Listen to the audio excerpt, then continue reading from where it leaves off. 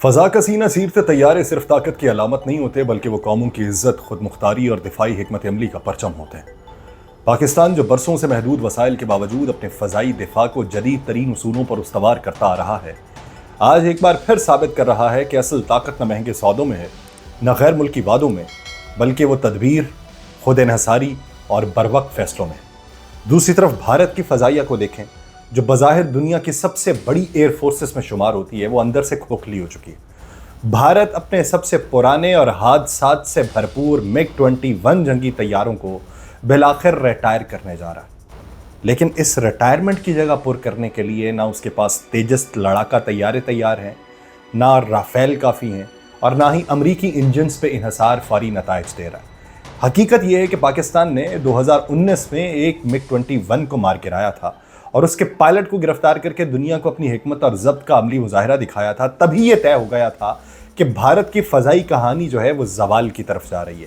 اور پھر ہم نے جب ان کے نئے لائے طیارے رافیل گرا دیے، اور آج جب انڈین فضائیہ کا انحصار ایسے طیاروں پہ ہے جن کی عمریں ختم ہو چکی ہیں، اور جب نئے جہاز کاغذوں میں قید ہیں، اور جب ہر سال 40 نئے طیاروں کی ضرورت خود ان کے ایئر چیف تسلیم کر چکے ہیں، تو یہ لمحہ پاکستان کے لیے فخر اور دنیا کے لیے پیغام ہے کہ فضائی برتری صرف طیاروں سے نہیں، دماغ سے حاصل ہوتی ہے، اور یہ بازی پاکستان برسوں پہلے جیت چکا ہے۔ آپ سب پر سلامتی ہو، میں یاسر رشید ہوں اور آپ دیکھ رہے ہیں یاسر رشید آفیشل۔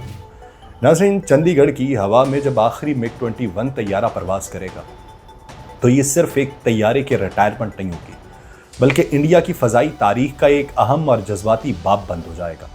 لیکن یہ باب بند ایک ایسے وقت پر کیا جا رہا ہے جب انڈین فضائیہ خود شدید تبدیلیوں، کمزوریوں اور مستقبل کے خدشات سے گزر رہی ہے۔ MiG 21 جسے سوویت یونین نے 1950 کی دہائی میں تیار کیا تھا، انڈیا نے 1960 کی دہائی میں حاصل کیا اور جلد ہی اسے اپنے فضائی دفاع کا ستون بنا دیا۔ کئی دہائیوں تک یہی طیارہ انڈیا کے آسمانوں کا راجا رہا، مگر وقت گزرنے کے ساتھ ساتھ جہاں دنیا کی فضائیں اسٹیلتھ اور 5th جنریشن ٹیکنالوجی سے بھرنے لگیں، وہیں پہ MiG 21 کو اڑانا موت سے کھیلنے کے مترادف بن گیا۔ متعدد حادثات ہوئے، درجنوں پائلٹس کی جانیں گئیں، اور آخرکار 2019 میں پاکستان کے ہاتھوں ایک MiG 21 کی تباہی نے ثابت کر دیا کہ یہ طیارہ اب صرف ماضی کی یادگار ہے۔ وہی 2019 کا واقعہ جب پاکستان نے اپنی فضائی حدود میں دراندازی کے بعد ایک انڈین MiG 21 کو مار گرایا تھا اور اس کے پائلٹ ونگ کمانڈر ابھینندن کو حراست میں لے کر بعد میں انڈیا کے حوالے کیا تھا۔ دنیا بھر میں اس طیارے کی کارکردگی پر ایک سوالیہ نشان بن کے ابھرا تھا۔ اس لمحے نے MiG 21 کو صرف ایک ناکام مشن کی علامت نہیں بلکہ ایک اسٹریٹجک کمزوری کی نشانی بنا دیا۔ اب جبکہ انڈیا کی فضائیہ نے یہ فیصلہ کیا ہے کہ 19 ستمبر کو چندی گڑھ میں MiG 21 کو سرکاری طور پہ الوداع کہہ دیا جائے گا، تو اس کے پیچھے صرف پرانی ٹیکنالوجی کی تبدیلی نہیں ہے بلکہ ایک تلخ حقیقت ہے۔ انڈیا کے پاس فی الحال جدید طیاروں کی مناسب تعداد موجود نہیں ہے۔ ریٹائرمنٹ کے بعد موجودہ اسکواڈرن کی جگہ کون لے گا؟ رافیل کی تعداد جو ہے وہ محدود ہے، مقامی تیجس کی سست تر فراہمی ہے، اور روسی سو-30 کی ضرورت سے زیادہ انحصار ہے۔ یہ سب انڈین فضائیہ کو ایک ایسے خلا کی طرف لے کے جا رہا ہے جسے پر کرنا ایک طویل، مہنگا اور سفارتی اعتبار سے حساس مرحلہ ہوگا۔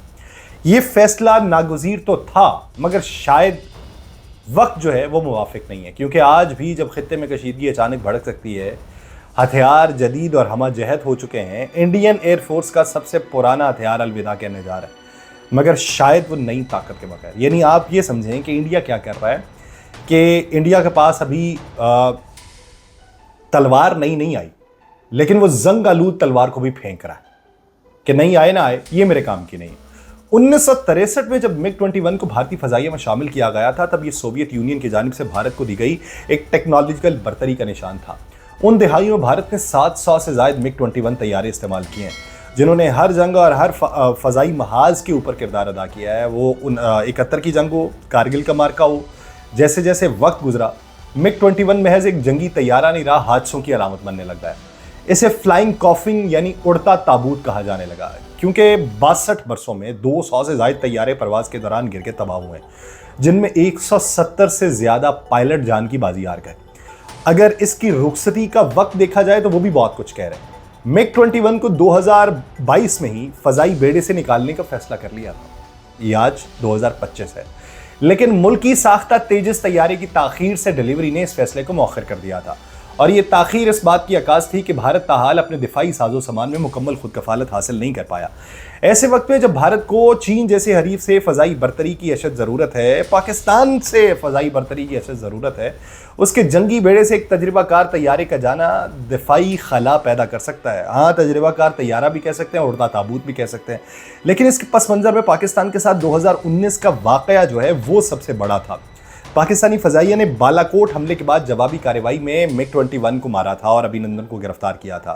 بعد میں ابھینندن صاحب تو واپس چلے گئے، لیکن اس واقعے نے یہ ثابت کر دیا کہ یہ غیر مؤثر اور خطرناک ہے۔ ایک بار تو ابھینندن واپس آ گیا، اگر اگلا کوئی ابھینندن 2 گیا تو وہ واپس آنا مشکل ہو جائے گا۔ اب بھارت MiG 21 کو 19 ستمبر کو ایک رسمی تقریب میں چندی گڑھ میں رخصت کرے گا، لیکن یہ خلا کب اور کیسے پورا کیا جائے گا؟ دفاعی مبصرین کی اگر رائے لیں تو جب تک تیجس جیسے مقامی طیارے مؤثر اور مکمل طور پہ دستیاب نہیں ہوتے، تب تک بھارت کو اپنی فضائی قوت میں کمی کا سامنا رہے گا۔ اور یہ لمحہ بھارت کے لیے محض ایک الوداع نہیں، ایک سبق ہے کہ صرف ماضی کے سہارے جو ہے وہ حال میں جیا نہیں جا سکتا یا حال کو نہیں جیتا جا سکتا۔ انڈین فضائیہ کے لیے فیصلہ کہ وہ اپنے 2 آخری MiG 21 اسکواڈرن بھی ستمبر میں ریٹائرڈ کرے، یہ بظاہر ایک فطری قدم ہے، لیکن اصل مسئلہ اس کے بعد پیدا ہوتا ہے کہ خلا کس نے بھرنا ہے۔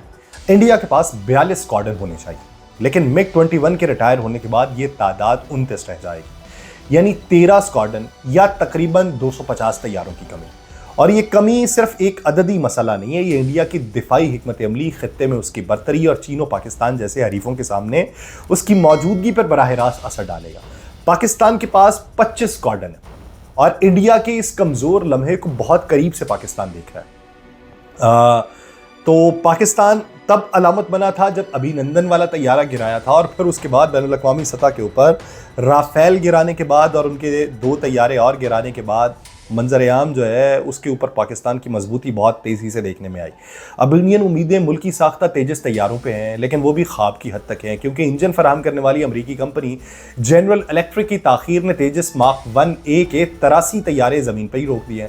اب تک صرف 38 تیجس طیارے فضائی بیڑے میں شامل ہوئے ہیں اور نئے جہازوں کی بروقت ترسیل ممکن نہیں ہے۔ انڈین فضائیہ کے سربراہ AP سنگھ بھی یہ کہہ چکے ہیں کہ ہر سال 40 نئے جنگی جہازوں کی ضرورت ہے، لیکن حقیقت یہ کہ نہ وسائل اتنے ہیں اور نہ رفتار اتنی ہے۔ چین کے پاس 1200 جنگی طیارے ہیں، اور اگر انڈیا کے پاس 522 اور پاکستان کے پاس 450 ہوں تو سوال یہ نہیں کہ انڈیا کے پاس کتنے ہیں، سوال یہ ہے کہ کس کے پاس قابل پرواز، جدید اور بروقت دستیاب جہاز موجود ہے۔ یہ محض ایک عسکری مسئلہ نہیں ہے، یہ انڈیا کے اسٹریٹجک ویژن اور دفاعی صلاحیت پہ سوالیہ نشان ہے کہ جب پرانے طیارے زمین پر اترتے ہیں لیکن نئے فضا میں اڑنے کے لیے دستیاب نہیں ہیں تو برتری کے خواب تو دھندلا جائیں گے۔ یہ جنوبی ایشیا کی فضا میں بدلتی ہوئی طاقت کا وہ لمحہ ہے جس پر ہر نگاہ لگی ہوئی ہے۔ یہ وہ وقت ہے کہ جب طاقت کے توازن کی باریک ڈور جو ہے وہ فضا میں لرز رہی ہے۔ انڈیا جو کبھی خطے میں فضائی برتری کا دعوے دار ہوا کرتا تھا، آج وہ MiG 21 کو رام رام کر رہا ہے اور کہہ رہا ہے کہ یہ ہم اپنی طرف سے دفن کر رہے ہیں۔ لیکن یہ رخصتی کسی کامیابی کی علامت نہیں ہے، بلکہ خلا کی پیش گوئی ہے، اور اس خلا کو نہ تیجس کے محدود جہاز پر کر رہے ہیں، نہ رافیل کا چھوٹا بیڑا کر رہا ہے، نہ ہی امریکی وعدوں کی کاغذی ضمانتیں کر رہی ہیں۔ تو فضاؤں پر حکمرانی صرف ہتھیاروں یا رفتار سے نہیں ہوتی، بلکہ تسلسل سے ہوتی ہے، حکمت سے ہوتی ہے اور وقت پر دستیابی سے ہوتی ہے۔ اور یہی وہ چیز ہے جو انڈیا کے لیے سب سے بڑا چیلنج ہے۔ تو انڈیا کی ایئر فورس کی گنتی محض 29 اسکواڈرن تک جب محدود ہوگی، یعنی وہ خطرناک حد انڈیا کے رقبے کے اعتبار سے اور اس کی حیت کے اعتبار سے جو پاکستان کے قریب جا پہنچے گی۔ پاکستان کے پاس تو پہلے ہی 25 اسکواڈرن موجود ہیں، تو جب آپ کے پاس 29 ہوں گے، پاکستان کے پاس 25 ہوں گے، تو کتنا فرق رہ جائے گا۔ حیت دیکھیے اور پھر یہ تقابل دیکھیے، پتہ چل جائے گا کہ کون بہتر ہے کون نہیں۔ مجھے دیجیے اجازت، اللہ نگہبان۔